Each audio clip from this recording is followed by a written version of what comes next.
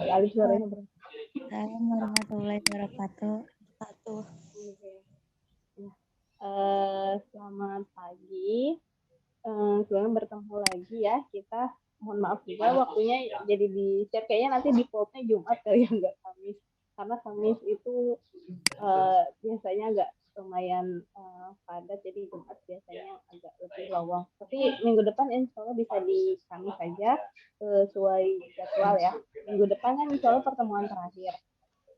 Jadi kita tetap agendakan semoga di Kamis. Tapi soalnya kan Jumat tanggal merah ya.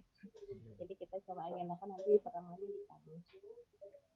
Oke, hari ini kita akan membahas tentang aspek budaya dan faktor-faktor yang akhirnya mempengaruhi perilaku sehat. Nah, jadi ada PPT dari temannya ya, dari Zakiyah dan dari Asri. Nanti coba kita bahas walaupun orangnya nggak ada di sini. Jadi hanya tugasnya yang ada di sini, raganya nggak apa, nanti kita diskusikan. Ada PPT dari mereka, ada PPT dari saya juga untuk membahas lebih dalam. Boleh di-share Mas Alif PPT dari mahasiswa aja dulu. Yang ibu apa dari mahasiswanya? Yang dari mahasiswa dulu aja. Nanti minta tolong bacain, siapa yang mau bacain?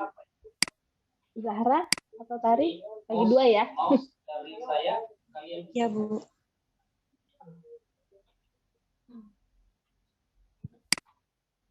Bisa. Kalau yang ini apa nih? Yang saya gambarkan. Yang ini apa nih?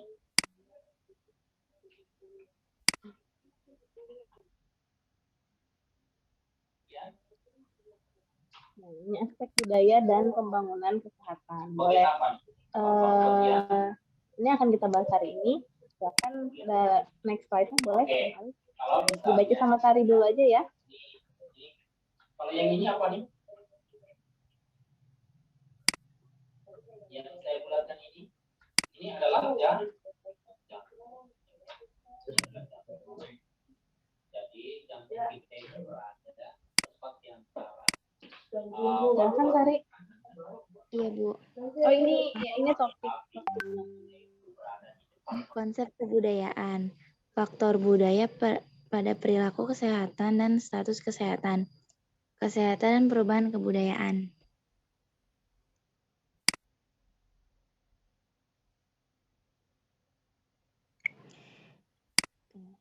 Konsep kebudayaan. Konsep sehat dan sakit sesungguhnya tidak terlalu mutlak dan universal, karena ada faktor-faktor lain di luar kenyataan klinis yang mempengaruhinya, terutama faktor sosial budaya. Kedua pengertian saling mempengaruhi, dan pengertian yang satu hanya dapat dipahami dalam konteks pengertian yang lain. Banyak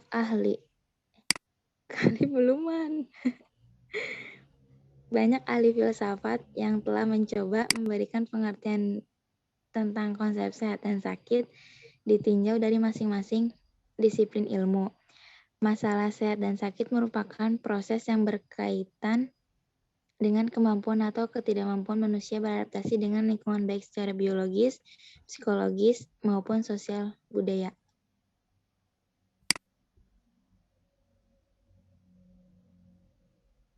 Ya, baca aja.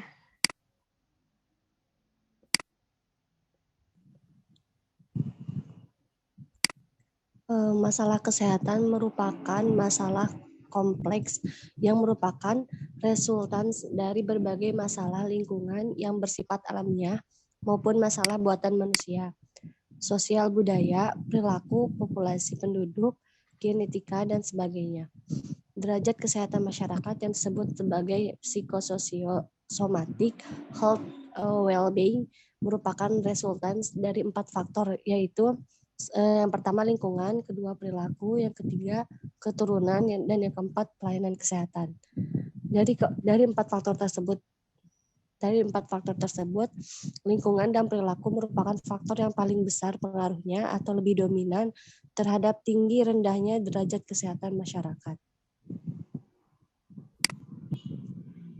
Next. Faktor budaya pada perilaku kesehatan dan status kesehatan.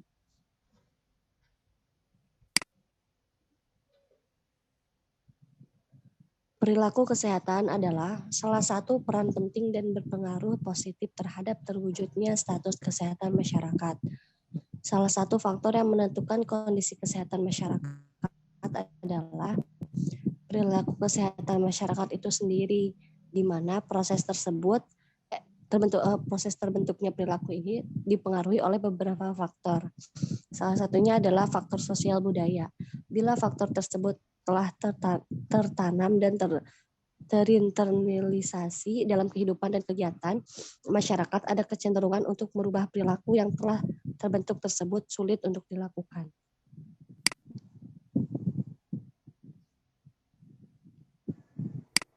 Status kesehatan individu atau masyarakat merupakan hasil interaksi beberapa faktor dari dalam individu tersebut atau internal dan faktor luar atau eksternal. Yang pertama, faktor internal meliputi faktor psikis dan fisik. Yang kedua, faktor eksternal meliputi faktor budaya, ekonomi, politik, lingkungan fisik. Ada 6 faktor utama yang mempengaruhi status kesehatan masyarakat, yaitu yang pertama genetik dari keluarga, yang kedua lingkungan sekitar seperti sosial masyarakat, yang ketiga ekonomi yang berkembang, yang kelima politik dan budaya setempat, yang keenam perilaku termasuk gaya hidup individu. Selanjutnya Tari. Kesehatan dan perubahan kebudayaan.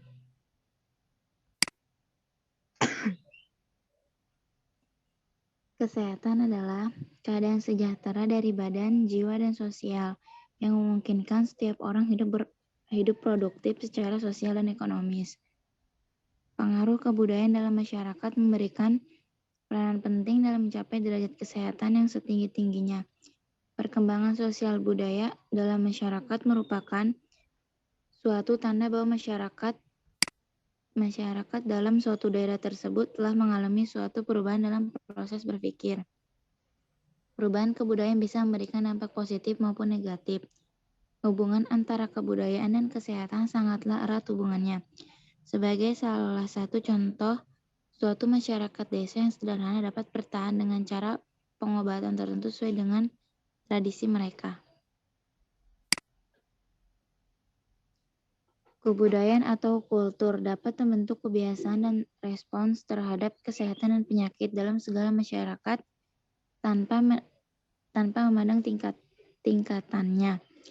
Karena itulah penting bagi tenaga kesehatan untuk tidak hanya mempromosikan kesehatan, tapi juga membuat mereka mengerti tentang proses terjadinya suatu penyakit dan bagaimana meluruskan keyakinan atau kebudayaan yang dianut hubungannya dengan kesehatan.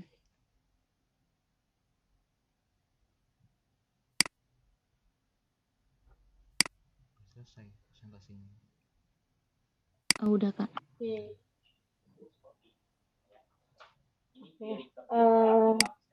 Ini tadi masih terlalu superficial, masih terlalu pengantar banget ya. Nanti coba kita bahas di SPP saya. Boleh di-share SPP saya. Jadi kita membahas tentang aspek budaya dan pembangunan kesehatan. Jadi bagaimana sebenarnya budaya ini sangat berpengaruh terhadap perkembangan kesehatan. Jadi disadari atau tidak, jadi misalnya perubahan pada misalnya konsep modernisasi ya. Jadi bagaimana misalnya budaya luar masuk ke Indonesia, terus kemudian blended atau kemudian dia menyatu gitu, atau dia nggak terintegrasi juga sih. Jadi bagaimana dia itu diresap, kemudian diaplikasikan dengan konteks budaya kita, dan akhirnya itu mempengaruhi kesehatannya. Jadi entah itu kesehatannya berkembangnya ke arah yang lebih ke arah yang positif atau justru yang ke arah negatif. Nanti kita akan bahas jadi bagaimana budaya ini juga berpengaruh. Boleh next, Mas Ais.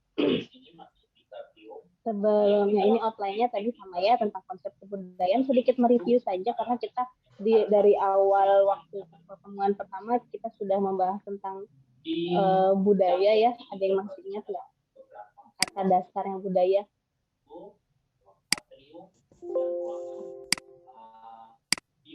Ingat nggak kata dasarnya apa? Atau artinya? Ada di next. Nggak apa masalahnya, nggak apa-apa, review aja. Nah, jadi apa, boleh di next saja masalahnya, nggak apa-apa. Jadi budaya ya, dari kata bahasa apa, bahasa apa ini, budaya. Ada yang masih ingat nggak bahasanya apa? Bahasa Jawa, bahasa Arab,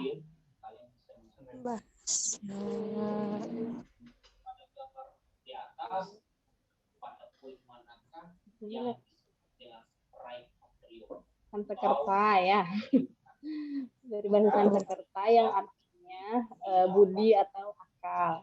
Nah, jadi itu juga sudah pernah dibahas ya. Jadi budaya ini seluruh tata cara kehidupan dari masyarakat. Jadi bukan hanya sebagian tata cara hidup yang dianggap lebih baik atau lebih diinginkan, enggak, tapi seluruh. Jadi bukan misalnya budaya itu ya yang baik-baik aja.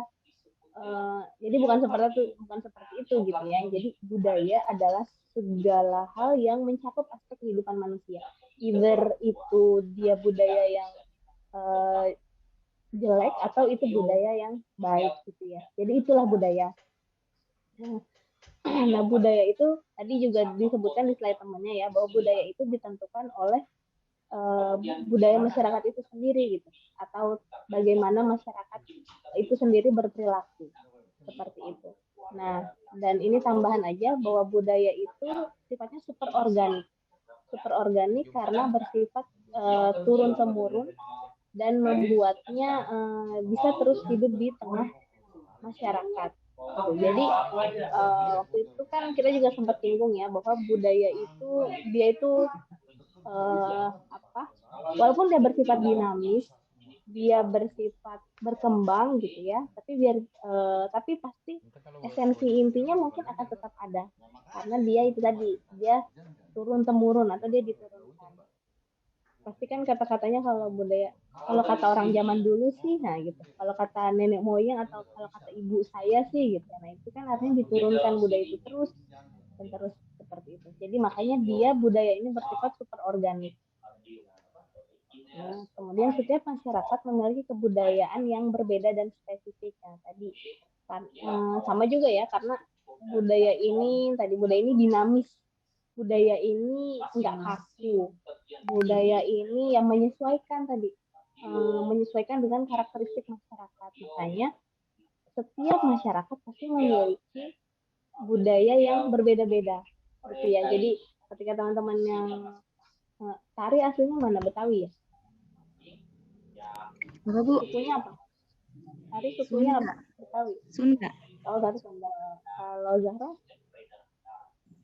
Sunda juga, Bu. Mas Arif apa Jawa ya? Kalau misalnya saya Sumatera gitu. Nah, jadi kalau di Sumatera itu kalau di Sunda ada budaya ini nggak sih, apa namanya, turun tanah itu ya, turun tanah yang apa Jawa itu ya, yang anak kecil misalnya yang pertama kali kayak dilepaskan buat dia tuh jalan di tanah gitu, maksudnya katanya biar mempercepat dia tuh bisa jalan atau kemudian membuat dia tuh bisa lebih stronger gitu ya, lebih kuat gitu, karena dia kayak terus filosofinya kan dia didampingi untuk melangkah dan lain sebagainya gitulah. Kalau di Sumatera kita nggak memiliki adat seperti itu gitu ya. Kalaupun ada sih mirip-mirip, tapi konteksnya berbeda gitu ya. Jadi ya karena kalau di kita yang orang Sumatera, merantau itu hal yang biasa gitu. Merantau itu hal yang biasa dan lain sebagainya. Apa namanya, ya itulah tadi saya bilang, makanya budaya ini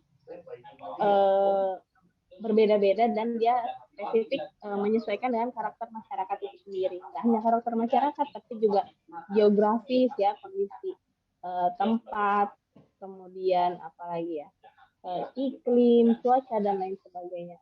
Kalau kayak di Jepang itu misalnya setiap musim itu punya budaya, punya kebiasaan sendiri gitu. Misalnya musim panas, nah musim panas ini budayanya ya orang-orang itu berkumpul tuh di ini, kayak apa ya, berkumpul di banyak melakukan aktivitas di luar, karena buat mereka tuh musim panas itu waktunya untuk socialize gitu sama orang-orang lain.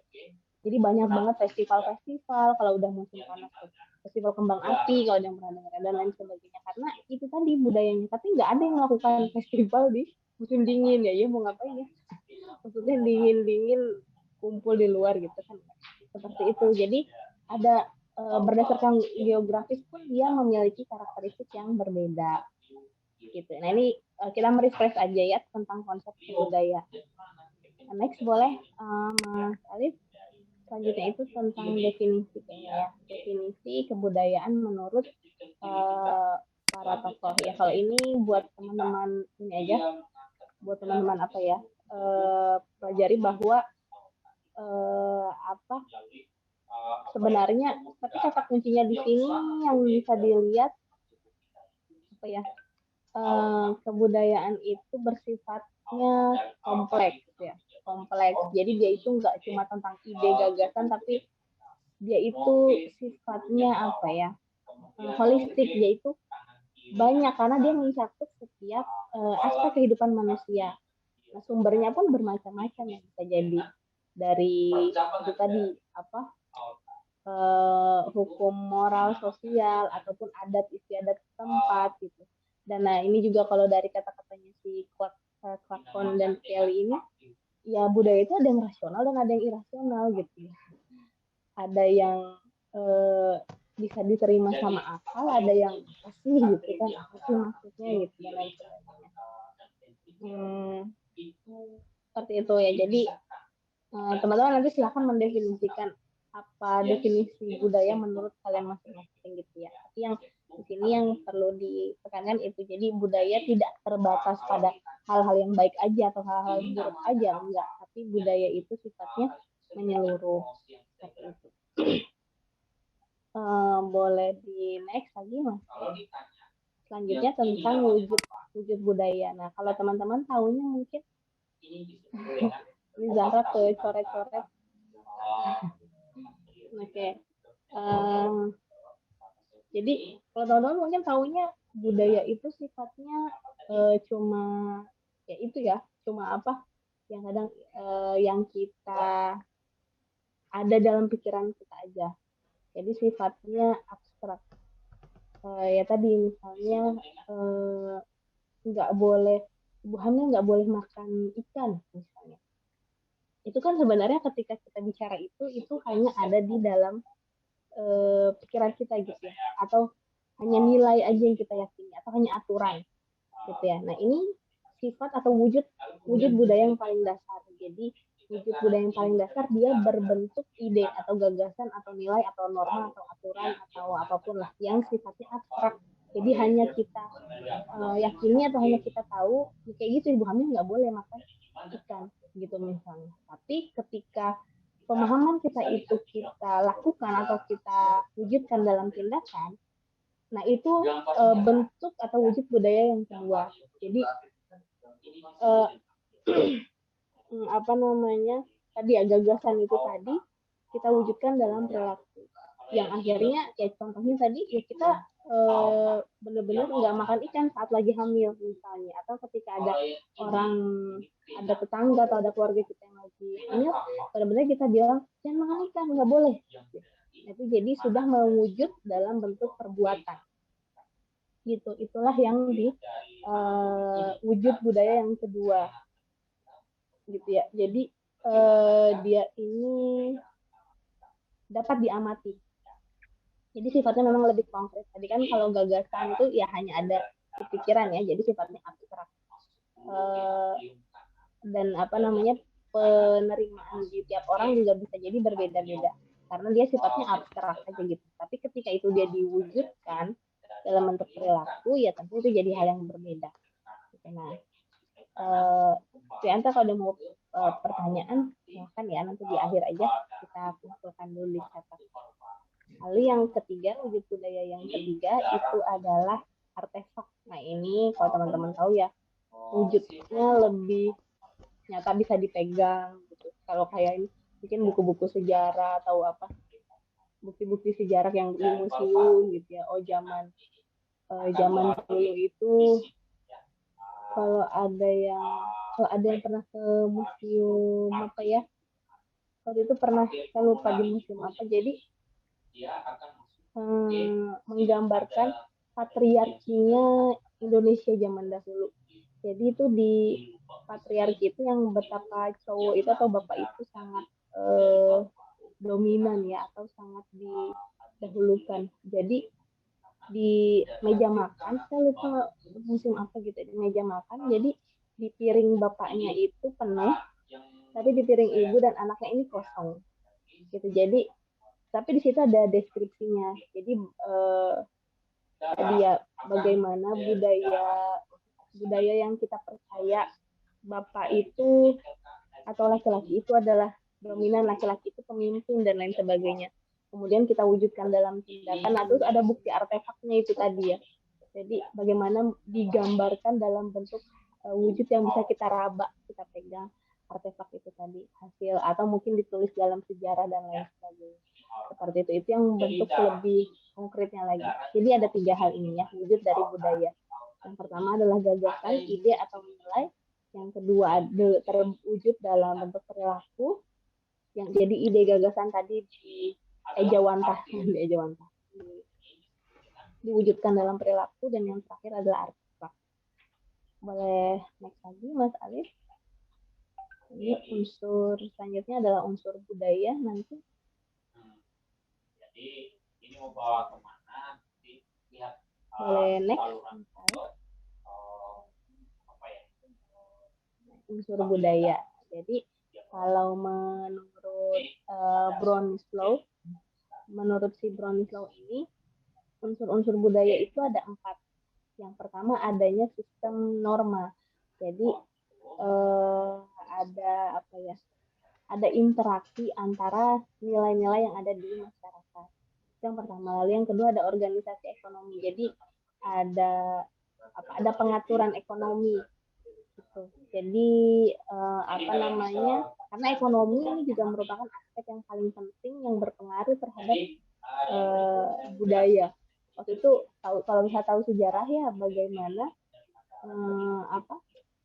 periode atau masa industrialisasi itu mengubah banyak hal gitu. Saat pertama kali orang mengenal uang itu sebagai alat tukar gitu kan. Kalau dulu kan sifatnya barter. Lo punya roti, gue punya ikan, ya itu keren. Nah itu kan sangat sulit ya. Artinya maksudnya kita nggak tahu kita punya roti berapa gram bisa ditukar dengan ikan berapa gram gitu ya. Orang zaman dulu kan kayak gitu. Tapi bagaimana ketika uang hadir itu konsep barter itu hilang gitu kan. Nah, jadi ekonomi ini sangat berpengaruh sebenarnya terhadap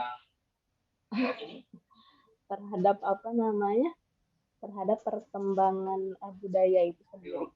Ya.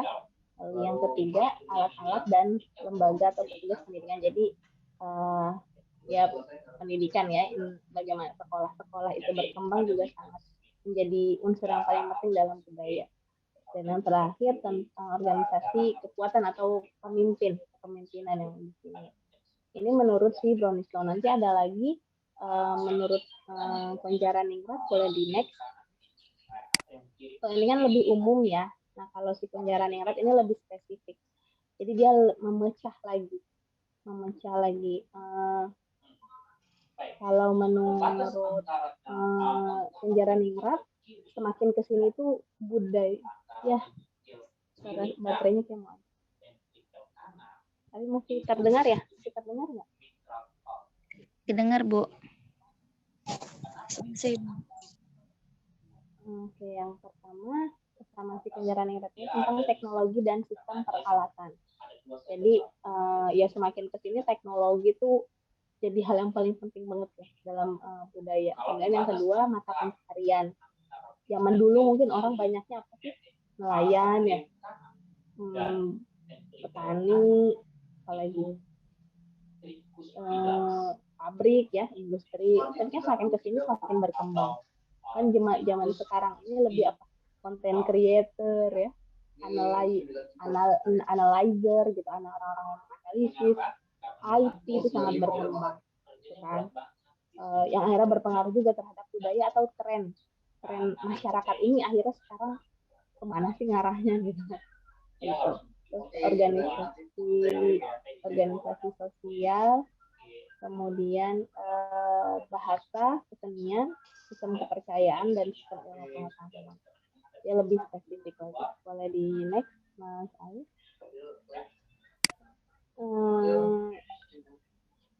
Selanjutnya, nah ini faktor budaya yang berpengaruh pada perilaku kesehatan. Tadi sudah sempat di-mention ya di teman-teman di PPT temannya sebelumnya. Jadi ini hal-hal yang berpengaruh terhadap perilaku kesehatan. Yang pertama adalah kepercayaan dan agama. Kayaknya ini sudah beberapa kali kan waktu itu kita bahas ya, kepercayaan, bagaimana value atau belief seseorang terhadap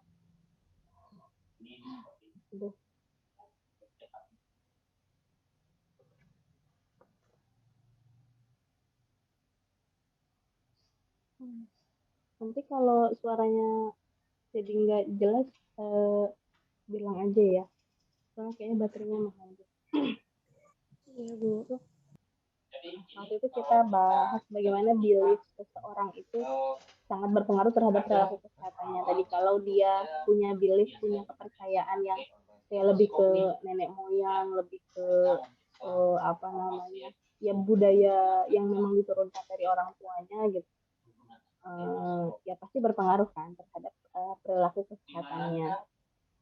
Ya mungkin lebih memilih untuk pergi ke yaitu ya ke layanan-layanan tradisional yang mungkin kurang terpercaya gitu kan, dibandingkan pergi ke puskesmas. Kemudian layanan kesehatan juga sangat berpengaruh ya, sangat berpengaruh terhadap perilaku kesehatan manusia tadi. Kalau layanan kesehatannya nggak lengkap, layanan kesehatannya jauh, layanan kesehatannya mahal, nah itu kan pasti berpengaruh terhadap perilaku kesehatan kita. Kemudian organisasi masyarakat ya, ini bagaimana sistem di masyarakat itu sendiri ya. Jadi bagaimana sosial gap antara si kaya dan si miskin gitu kan, sosial, karena jadi tanpa kita sadari apa ya, di Indonesia ini sebenarnya gap sosialnya tuh besar banget ya. Antara yang kaya tuh kaya banget, yang miskin miskin banget gitu kan. Nah ini akhirnya berpengaruh juga terhadap perilaku kesehatan yang masing-masing orang itu tadi gitu.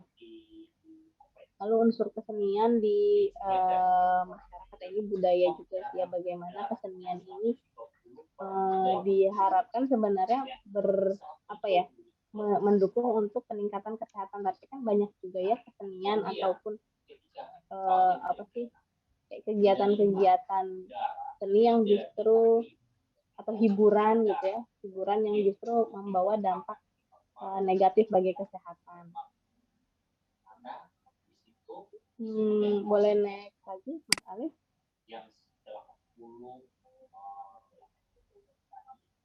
ini juga mirip-mirip ya tadi, jadi faktor yang berpengaruh pada status kesehatan manusia. Status kesehatan manusia. Status kesehatan manusia. Jadi yang pertama tadi ya keturunan atau genetik. Kok genetik berpengaruh sih ke status kesehatan manusia? Ya banyak ya, contohnya apalagi penyakit-penyakit yang penyakit tidak menular seperti hipertensi, diabetes, apalagi cancer, penyakit-penyakit yang diturunkan, nah itu berpengaruh pada status kesehatan manusia. Kemudian yang kedua layanan kesehatan tadi ya sama, misalnya layanan kesehatan yang tidak mumpuni, layanan kesehatan yang petugasnya mungkin jutek-jutek gitu kan. Dan lain sebagainya. Nanti ada next di penjelasannya, boleh di next dulu Mas Anis. Nah, ini yang faktor yang pertama ya, keturunan. Jadi secara sederhana penyakit manusia itu kan itu ya, ada penyakit menular dan penyakit tidak menular. Kalau penyakit menular, namanya penyakit menular berarti ada yang ditularkan. Apa yang ditularkan? Yang ditularkan ya penyebab penyakitnya. Kalau COVID ya virus COVID-nya gitu ya, si coronanya. Kalau orang DBD ya berarti virus dengue-nya. Virus dengue-nya ini yang ditularkan. Ini penyakit menular lah itulah. Atau diare kan juga penyakit menular yang ditularkan si salmonellanya gitu. Penyakit menular. Nah, kalau keturunan dia ini lebih identik dengan penyakit-penyakit tidak menular. Penyakit yang terjadi bukan karena sesuatu yang ditularkan. Jadi misalnya gini, kalau orang COVID dalam satu rumah ya, satu orang kena COVID ya, bisa jadi orang yang serumah itu kena COVID juga. Kenapa ya? Karena menularkannya cepat. Nah, kalau penyakit tidak menular, dia ini anak-anak satu kosan gitu kan, ya mereka nggak ada hubungan darah gitu. Nah, yang satu ada yang sakit hipertensi, ya belum tentu yang lainnya hipertensi karena ya itu tadi penyakitnya tidak menular. Nah, ini dia cenderung biasanya penyakit yang karena diturunkan gitu ya, penyakit herediter. Nah, ini contohnya diabetes tadi saya bilangnya, atau penyakit Wilson, penyakit kerusakan hati, kemudian albino itu ya, yang kulit putih bule itu ya. Kalau teman-teman pernah belajar waktu di biologi kan ada karier yang XXXY, kemudian dia membawa apa, kromosom kayak gitu, itu keturunan. Jadi ada penyakit-penyakit yang diturunkan yang akhirnya berpengaruh ke status kesehatan. Pernah dengar ya, misalnya orang dengan keturunan diabetes memiliki resiko 6 kali terkena diabetes, nah kayak gitu kan. Nah, itu keturunan gitu. Boleh next lagi Mas Alif yang selanjutnya. Yang kedua tentang layanan kesehatan. Nah, ini tadi apa sih layanan kesehatan? Ada 4 ya, tempat. Jadi tempat layanan kesehatan tadi secara geografis, jauh atau enggak, terjangkau atau enggak. Orang kita lagi sakitnya sekarang, mau ke puskesmasnya harus naik perahu 2 hari misalnya. Nah, ini kan otomatis orang pasti jadinya males ya, dan nggak ngapain lah gitu, cari yang deket aja. Akhirnya sama kalau mantrinya kompeten ya mungkin nggak ini ya, tapi kayak paraji atau dan lain sebagainya itu nggak bisa lah. Yang kedua petugas kesehatan. Nah, bagaimana petugas kesehatannya ini yang memang sigap saat dibutuhkan. Kan banyak ya kalau mungkin ya yang petugasnya ini jutek, petugasnya ini kok jual mahal karena dia yang butuh gitu kan ada ya kayak gitu ya. Padahal orang-orang bayangin ya, dia lagi sakit gitu kan, pasrah, saya butuh gitu, tapi nggak diberikan, otomatis kan itu jadi pilihan ya, nggak maulah ke situ lagi, nggak benar itu petugasnya misalnya. Yang ketiga biaya kesehatan. Nah, apakah biaya kesehatan ini mampu affordable seperti mampu di cover sama masyarakat atau enggak ya. Kalaupun ada BPJS pasti kan rumah sakit ini terima BPJS nggak ya, pasti kayak gitu. Lalu yang keempat, sistem layanan kesehatan. Sistem layanan kesehatan juga sangat berpengaruh terhadap derajat kesehatan. Jadi dan yang kedepannya ini yang berubah ya karena budaya. Jadi layanan kesehatan sekarang itu udah nggak lagi berfokus ke ekspektasi masyarakat ya, sudah nggak lagi berfokus ke penyembuhan aja gitu, tapi bagaimana layanan kesehatan ini juga bisa membantu dalam pemeliharaan dan peningkatan kesehatan ya, tidak hanya kuratif tapi juga promotif dan preventif, khususnya di puskesmas kayak gitu. Makanya kan puskesmas sekarang atau kalau di daerah-daerah tuh gencar juga ya melakukan edukasi atau promosi kesehatan kayak gitu. Jadi kalau petugasnya ini sigap gitu ya, misalnya sering tuh terjun ke lapangan dan lain sebagainya gitu, nah itu pasti berpengaruh nih terhadap penerimaan masyarakat. Jadi aku maulah ke klinik itu, maulah ke puskesmas itu orangnya ramah terus jadi dia juga nggak cuma nyembuhin sakit tapi juga kita bisa loh konsultasi kesehatan dan lain sebagainya kayak gitu. Layanan kesehatan yang keempat, next, tentang lingkungan.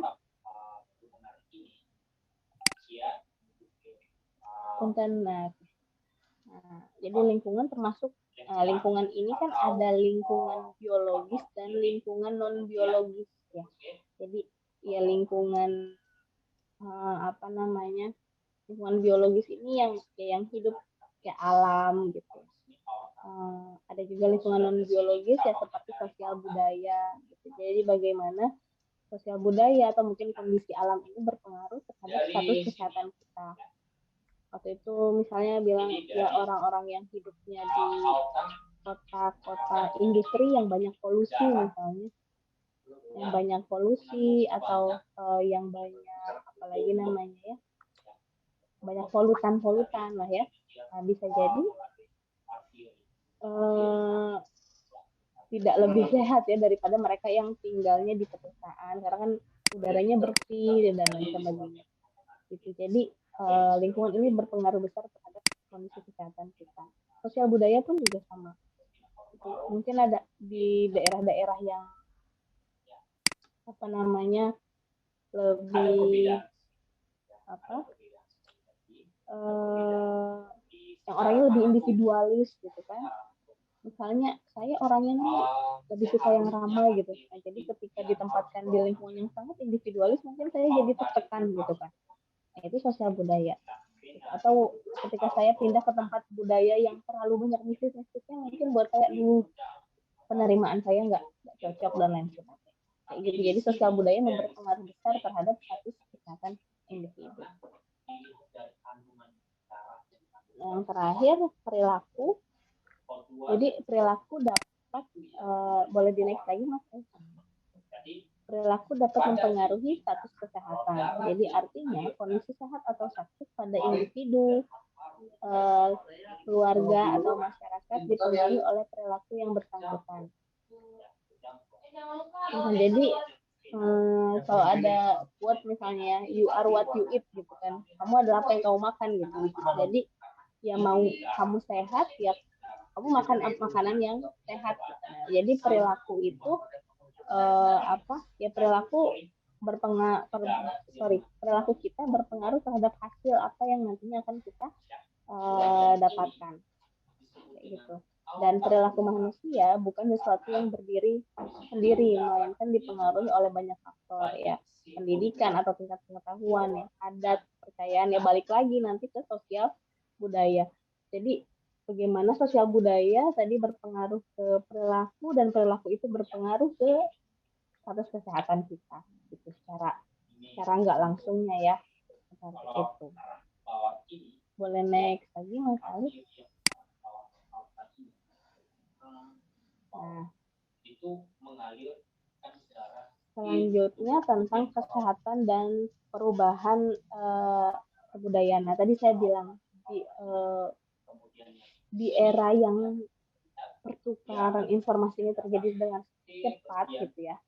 Misalnya berita 5 menit yang lalu aja berita ada bom di Ukraina gitu. Bisa jadi kita saat ini sudah mendengar gitu kan. Karena apa ya? Karena pesatnya perkembangan teknologi gitu ya. Nah, perkembangan ini tentunya berpengaruh pada akhirnya ke sosial budaya gitu. Yang tadinya mungkin kita lebih tertutup, kita lebih terbatas banget infonya. Nah, dengan adanya teknologi itu kita jadi lebih terbuka. Kita jadi lebih apa ya? Jadi berubahlah dalam proses berpikir kita gitu. Kadang kan gini, misalnya saya sering banget nih nonton video Korea gitu ya. Somehow itu membuat saya merasa saya deket banget sama Korea. Maksudnya apa ya? Kalau ketemu orang Korea tuh sok aja gitu pede ngomong bahasa Korea misalnya. Terus seneng aja gitu ngelihat atau ngedengar mereka ngomong. Jadi lebih open minded. Mungkin orang-orang zaman dulu kan ketika ngelihat bule agak lebih apa ya? Norak gitu ya dulu. Iya ada bule dan lain sebagainya. Tapi lebih kayak mungkin atau ada juga perasaan benci atau ada juga perasaan apa sih males kah gitu kan. Tapi dengan adanya tadi ya perubahan informasi yang begitu cepat dan membuat kita tuh lebih open mind gitu, lebih terbuka pikiran kita untuk menerima perbedaan, untuk menerima apa argumen dan lain sebagainya gitu. Terus yang kedua, proses perubahan dapat tadi memberikan dampak positif dan negatif. Perubahan budaya bisa timbul karena adanya modernisasi. Tadi saya sempat bilangnya di awal bahwa modernisasi ini tadi ya kita ke arah yang lebih modern, ke arah yang lebih maju gitu, khususnya di bidang kesehatan ya dan teknologi tadi ya. Akhirnya kan teknologi kesehatan juga berpengaruh. Kalau sekarang teman-teman buka HP aja tuh udah bisa ya nyari. Misalnya, aduh kepala saya sakit banget ini di belakang. Terus perut saya rasanya kembung dan lain sebagainya. Itu kita bisa langsung cari informasi. Atau mungkin kita bisa langsung hubungi aja Halodoc ya atau apapun. Kalau dulu kan orang saat sakit itu pikirannya langsung ke dokter, ke rumah sakit gitu ya. Kalau sekarang kan orang jadinya lebih ya karena adanya informasi, ini ternyata asam lambungnya naik, makanya jadinya perutnya kembung, akhirnya berdampak ke pusing kepala dan lain sebagainya. Orang jadi lebih ngeh gitu, lebih aware. Atau pada saat ini mungkin tips menjaga kesehatan selama puasa, terus klik dibaca, iya selama puasa nggak boleh ini, nggak boleh ini, nggak boleh ini. Nah, itu kan menyenangkan ya sebenarnya, gitu, memudahkan kita banget untuk mengakses informasi kesehatan. Nggak cuma informasi kesehatan sih, teknologi lain. Kalau dulu misalnya orang nggak tahu lah jenis kelamin bayi ya, biar surprise gitu. Kalau sekarang kan 4 bulan aja udah bisa kelihatan bayinya cowok atau cewek gitu. Jadi orang bisa lebih prepare beli baju dan lain sebagainya, peralatan, nggak sayang gitu ya. Kayak gitu. Jadi dengan adanya perkembangan modernisasi ini pasti berpengaruh juga ya terhadap perilaku budaya gitu ya, terhadap kebiasaan-kebiasaan kita gitu. Bisa lebih melek kesehatan. Tapi bisa jadi juga justru jadinya agak lebih lebay gitu. Kan hoax ini banyak ya. Hoax banyak. Jadi kita nggak tahu benar atau enggaknya kita yakini aja, nah itu kan salah kayak gitu. Jadi tentunya perlu diimbangi akhirnya dengan wisdom gitu, dengan kebijakan bagaimana kita menyikapi itu tadi perubahan atau perkembangan budaya itu tadi gitu. Boleh next lagi Mas Arif. Tadi ya sedikit ya.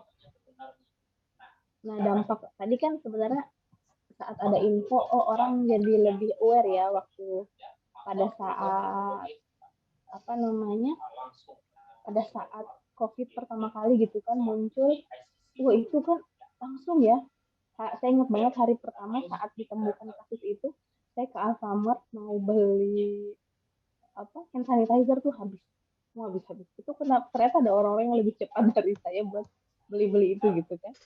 Karena orang jadi lebih melek kesehatan, orang jadi lebih aware bagaimana untuk pencegahan gitu kan. Tapi di satu sisi dengan adanya perkembangan teknologi yang sangat maju, kita dimobilisasi ya. Mobilisasi orang tuh sangat mudah, sangat cepat gitu kan, yang akhirnya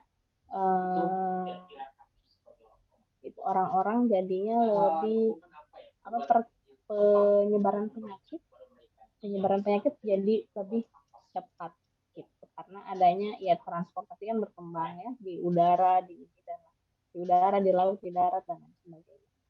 Itu mungkin salah satu contoh dampak negatif. Walau sebenarnya lebih banyak lagi ya pastinya dampak positif dan negatif dari perkembangan ini.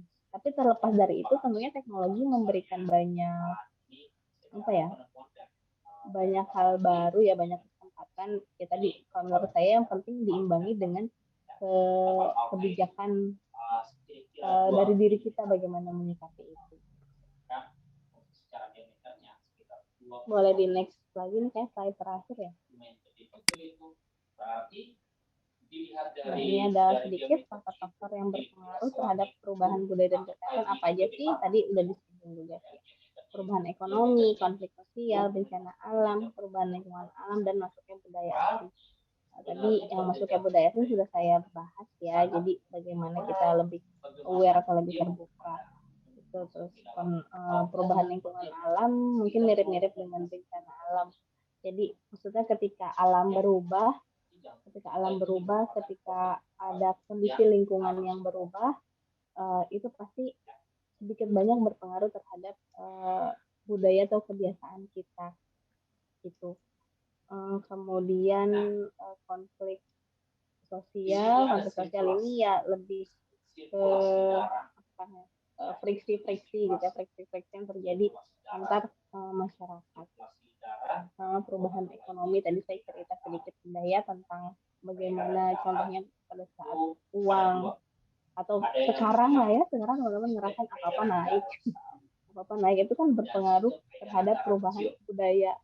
Apa yang tadinya mungkin menggoreng dalam sehari bisa berapa puluh kali, sekarang jadi cuma berapa kali menggoreng karena harga minyak goreng naik. Nah, itu kan berpengaruh ya. Ya tapi jadinya kan lebih sehat karena nggak makan makanan yang digoreng. Tapi kalau buka puasa nggak pakai gorengan kayaknya nggak enak. Oke, mungkin itu saja tentang aspek budaya. Silakan kalau ada yang mau didiskusikan, panjang ya tadi. Di sini ada dua. Peredaran darah dari jantung ke paru-paru, peredaran darah. Ada yang mau didiskusikan tentang aspek budaya. Darah yang dari seluruh tubuh mengalir ke jantung. Bu, mau nanya. Boleh, silakan. Dengan menggunakan struktur dari sistem peredaran darah. Kan Ibu ada beberapa daerah gitu kan yang masih budayanya tuh yang tidak mementingkan kesehatan gitu ya Bu ya. Kayak misal masih ada gitu yang budaya yang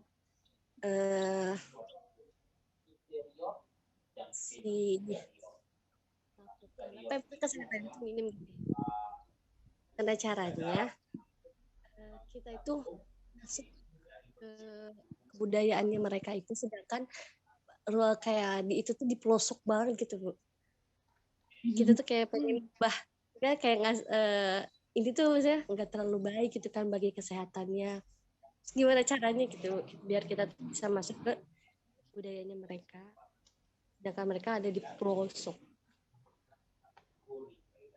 Berarti ceritanya Zahra ke pelosok juga.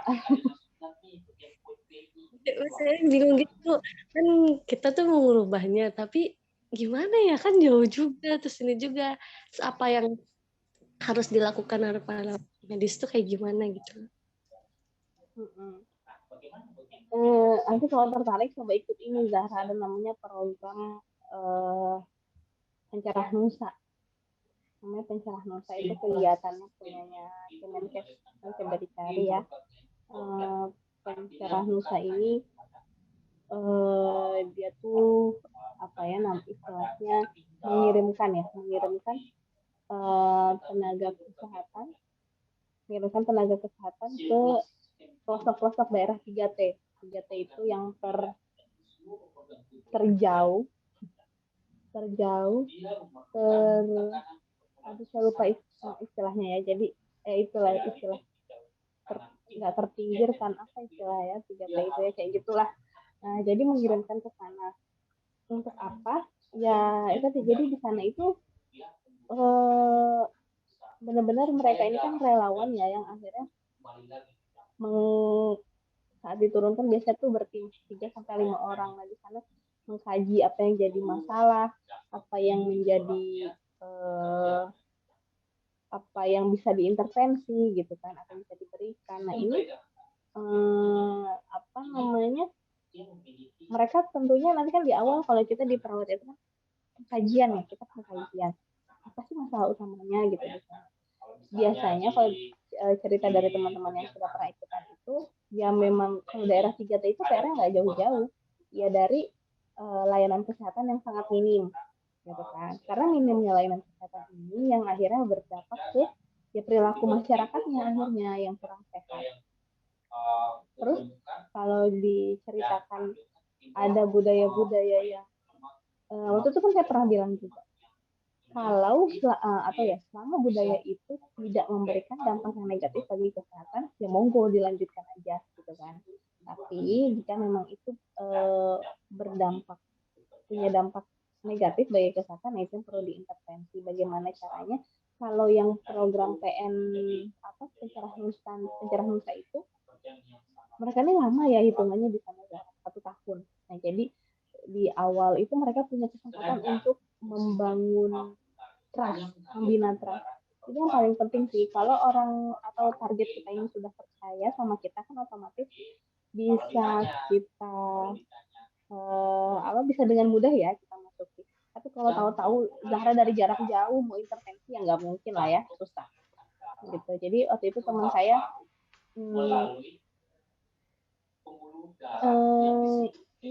dia tuh waktu itu dia cerita ya sama sih ya tentang melahirkan itu mereka tuh biasa kayak melahirkan tuh di rumah tuh dibantu sama dukun gitu kan, padahal tapi di daerah itu memang resiko kematian ibunya tuh ternyata kematian ibu dan bayi itu lumayan tinggi. Jadi dia tuh di NTB ya masalah waktu itu, saya lupa deh teman saya tuh. Jadi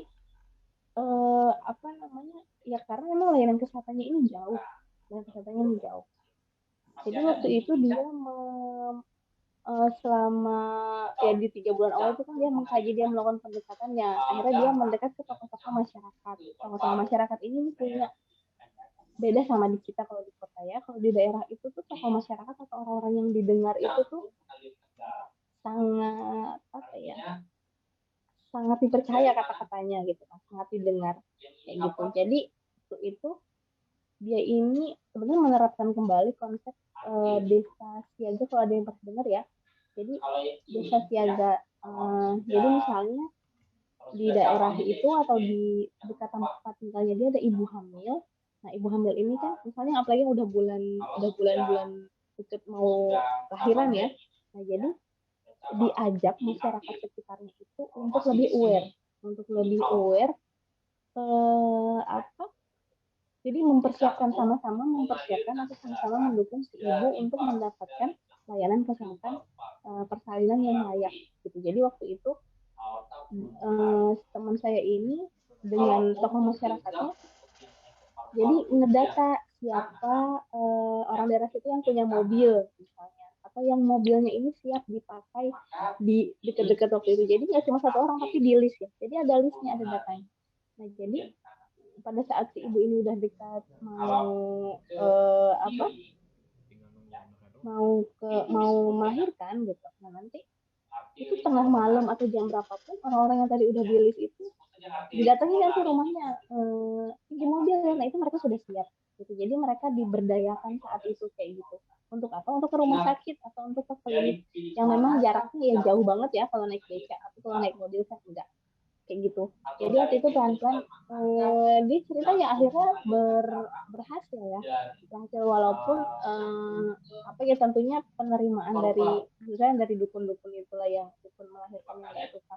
Tapi ya bagaimanapun juga akhirnya kan angka kematian ibu ataupun angka infeksi pas melahirkan itu jauh lebih rendah gitu. seperti itu, dan resiko-resiko pendarahan ataupun resiko-resiko lainnya ini jauh bisa lebih diredam gitu. Jadi kalau dalam keperawatan kan kita kenal juga namanya BHSP ya, bina hubungan saling percaya. Jadi nggak bisa ucuk-ucuk kita mau ubah budaya orang, nggak bisa. Tentunya harus dengan pendekatan-pendekatan yang smooth gitu ya. Beda banget budaya sama policy, beda banget budaya sama aturan. Kalau aturan itu kan strict sifatnya ya, strict, mengikat, lo nggak nurut ya lo dihukum gitu. Beda sama budaya itu kan sifatnya dia internalisasinya tuh pelan-pelan masuk gitu, dan sampai akhirnya itu jadi kebiasaan kayak gitu. Makanya budaya ini jauh lebih sulit memang diintervensi daripada aturan-aturan atau policy itu tadi gitu. Tapi ya itu tadi, ketika dia sudah menyerap, ketika dia sudah terinternalisasi, itu jauh lebih kekal gitu, jauh lebih abadi dibandingkan dengan policy tadi yang dia itu memaksa kayak gitu. Itu kali ya, Zahra ya. Iya, Bu. Ibu mau nanya juga. Sebenarnya tuh layanan kesehatan itu di suatu daerah-daerah kayak gitu sebenarnya ada apa gimana sih, Bu? Ada puskesmas di seluruh Indonesia itu kan ada berapa? Ada berapa puluh, saya lupa deh, berapa puluh ribu ya? Berapa puluh ribu ya puskesmas yang tersebar yang ada di Indonesia. Nah itu ada sebenarnya gitu kan. Nah tapi pertanyaannya apakah itu beroperasi dengan benar atau dengan layak? Itu yang masih menjadi PR gitu ya. Layanan kesehatan yang di pelosok itu gitu, karena kan makanya banyak banget PNS yang kalau baru pertama kali ditempatkan itu, baru pertama kali penugasan ditempatkannya di pelosok gitu. Nah sayangnya kan kayak gitu ya, jadi yang datang ke pelosok-pelosok itu yang mungkin kurang experience, kurang pengalaman dan lain sebagainya. Nah karena yang udah pengalamannya akhirnya pindahnya ke kota kayak gitu, padahal mungkin harusnya di daerah-daerah pelosok itu jauh lebih membutuhkan nakes-nakes yang lebih berpengalaman. Teman saya itu waktu itu dia akhirnya benar-benar ngebantu persalinan di atas boot perahu karena waktu itu nggak nyampe ya, maksudnya waktu itu ya ini teman saya yang lain ya, waktu itu dia tuh pokoknya harus menyeberangi daerah Maluku kalau nggak salah. Iya, harus naik boot buat ke pulau utama gitu. Nah itu karena udah nggak keburu, akhirnya melahirkan di itu. Cuma ya karena dia udah experience ya, dia udah pengalaman. Nah tapi waktu itu akhirnya dia balik lagi juga karena harus menikah, karena kan dia perempuan. Nah itu jadi dia padahal sebenarnya yang mau melanjutkan, cuma ya itu tadi, kalau perempuan kan biasanya agak agak terkendala dengan kondisi keluarga kayak gitu. Jadi ada sebenarnya, tapi itu tadi bagaimana kualitasnya itu yang masih jadi PR ya, jadi PR kita sama-sama. Kalau teman-teman main ke negara-negara lain gitu ya, teman-teman sakit di kota besar maupun sakit di kampung, pelayanannya sama, harganya sama. Itu yang udah maju lah ya, development. Pengalaman saya sih waktu pas sakit di Jepang, waktu sakit di Tokyo, sama waktu sakit di pelosok desa itu sama banget gitu, harganya juga sama. Jadi senang aja, semoga Indonesia tuh mungkin ke depan bisa kayak gitu, karena PR Indonesia ini tuh negara kepulauan banget ya, jadi aksesnya tentunya masih amat sangat terbatas itu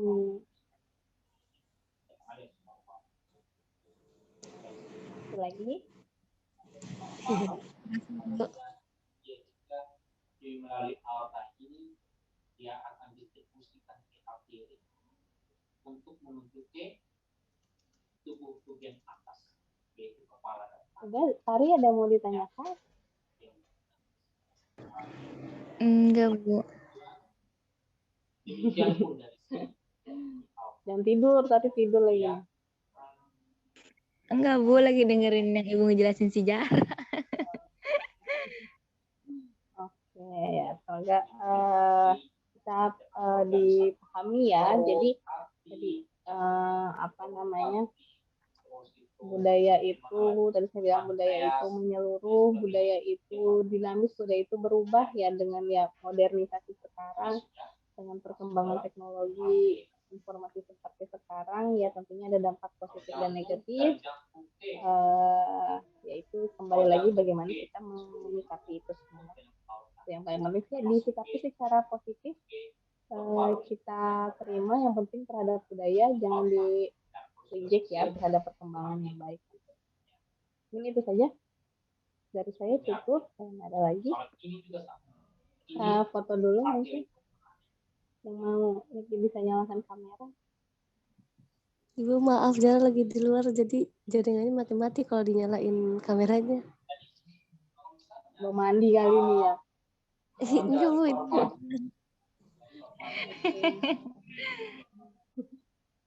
Ya udah tadi aja tadi bisa.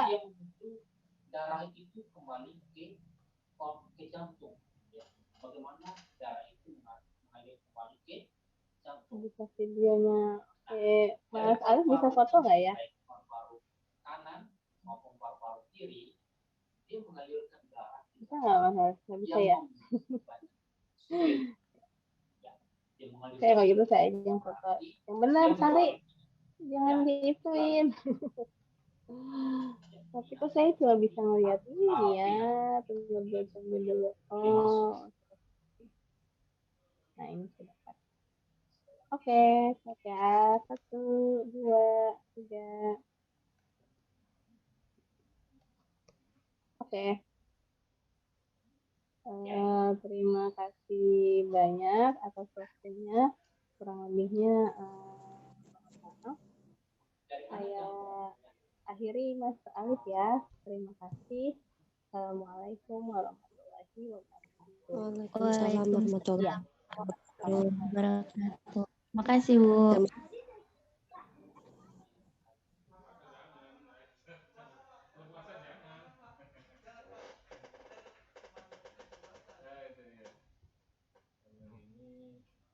Seumur kamu kan nih. Usiamu berapa tuh? 20 kok. Ya berarti seumur. Alif ya. Itu Pak Nur. Nur Zaman. Senior. Sama kayak saya dia. Dia pegang komputer, pegang ini dia. Aku mau belajar komputer sama